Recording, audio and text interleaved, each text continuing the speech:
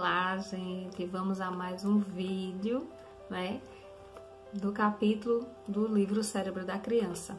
E já estamos no capítulo 5, né? Estamos chegando ao final, tá? O que é que o capítulo 5 fala? Qual o título? O título dele é Integrando Muitas Partes de Mim Mesmo. Então, esse capítulo é bem interessante, porque, assim, muitas vezes as pessoas têm uma tendência de confundir o que elas estão sentindo, né, com uma característica delas.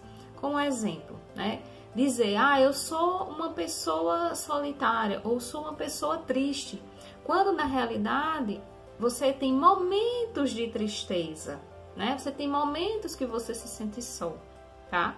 E isso acontece muito também com pessoas assim, que às vezes estão tristes, estão passando por um processo que deixa a pessoa triste, e aí a pessoa costuma dizer, eu sou uma pessoa depressiva, né? Então, assim, é confundir um estado mental com uma característica, né? Um estado mental temporário.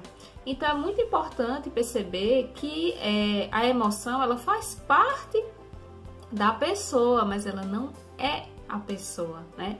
E aí, nesse capítulo, vai falar um pouquinho sobre a roda da consciência. E essa roda da consciência vai ensinar a criança a fazer as escolhas, né? E a focar onde depositar a sua atenção. E aí eu vou mostrar para vocês aqui um exemplo, né?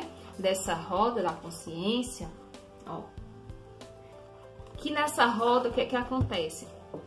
Ela faz, os autores, né, fazem uma analogia, onde, imagina se for tipo uma roda de bicicleta. Então, onde tá ali o pneu, né, vão estar as percepções, as lembranças, os pensamentos, os sentimentos, os sonhos, as sensações do corpo. E ali no meio, que é chamado o eixo, né, por isso que a gente fala assim, vamos voltar para o eixo. Onde está a nossa consciência, onde nós estamos mais tranquilos, calmos e receptivos. E aí um exemplo que ele dá aqui, um dos exemplos, tá? Um exemplo aqui, tipo Josh, né? Josh é a pessoa, então esse eixo somos nós. E o que tá ali ao redor, né, onde a gente tipo faz de conta que tipo onde é o pneu, tá? Você, aquilo que eu li, as percepções, né? E aqui o exemplo de Josh, né? Confiança na minha habilidade musical, medo de tirar uma nota uma nota B, né? Porque como esse livro é dos Estados Unidos, lá eles não usam números, né? Usam letras. E aí a nota B equivale, se eu não me engano, a 7 e 8. Preocupação com o solo da banda, então esse Josh aqui provavelmente ele tem uma banda, faz parte de uma banda. Desejo de relaxar e divertir, tocar música porque adoro, então são as percepções, as sensações, né? E aqui tem várias outras rodas, tá? A de Jason também, ele tem um medo das pás do ventilador caindo, né? Então é um medo que ele tem. E aí é só para fazer essa analogia, tá certo? Para explicar um pouquinho o que quer dizer esse voltar para esse eixo. E aí nesse capítulo fala dele também algumas estratégias, né? E a primeira estratégia, que é muito importante, é que os sentimentos vêm e vão. Então, é importante, né, que a criança já aprenda sobre os seus sentimentos e principalmente que esses sentimentos são condições temporárias, certo? E que a gente tá mudando muitas às vezes, certo? O que a gente tá sentindo. E eles são estados emocionais e não característica, certo? E aí a gente precisa ajudar que essa criança compreenda que as nuvens das emoções, né, elas vão e vêm. E a gente pode até fazer uma analogia com uma nuvem da chuva, né? Então, tipo, as nuvens estão no céu, geralmente a gente vê as nuvens branquinhas. E aí, quando vai chover, as nuvens vão ficando mais cinza. E aí a gente sabe que vai chover. E aí a gente pode fazer essa analogia, né? Pensa como se o que você tá sentindo é como aquelas nuvens. E a gente sabe que, tipo, quando ela tá mais escura é porque ela vai chover. Mas elas não vivem para sempre assim, né? Até mesmo no inverno vão ter dias de sol. Então é uma forma bem legal de explicar a criança, né? E outra estratégia bem interessante é examinar, que é o quê, né? Para que a criança ela desenvolva uma visão mental, né? E que ela se conscientize do que elas estão sentindo, tá? Então, assim, entender quais são as coisas mais importantes e que elas se ajudem, o adulto também ajude elas a reconhecer esses diferentes pontos desse aro da roda, né? Da consciência.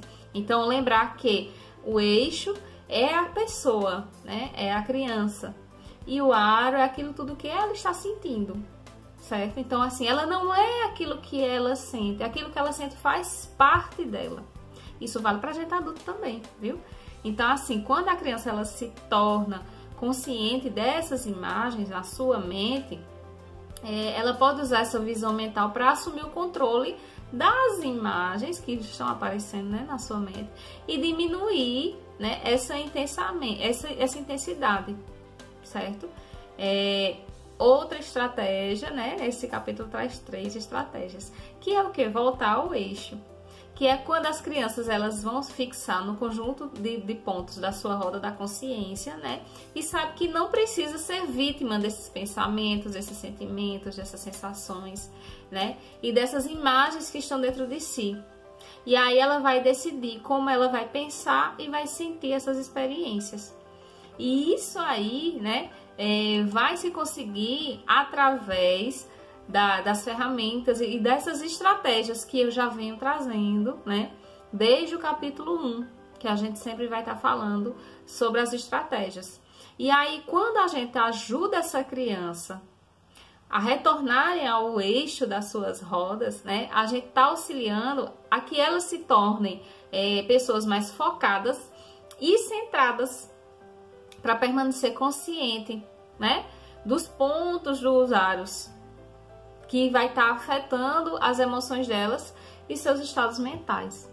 Então, isso é muito importante porque a gente, enquanto psicólogo, né, a gente já vê adultos, né, que ainda não conseguem voltar para o seu eixo, que fica só voltado para o aro da roda. E aí, ensinar isso desde cedo às crianças é muito importante. Certo, gente? Então, esse foi o 5º capítulo. Na próxima semana, a gente já vai para o 6º, que é o último capítulo, tá certo?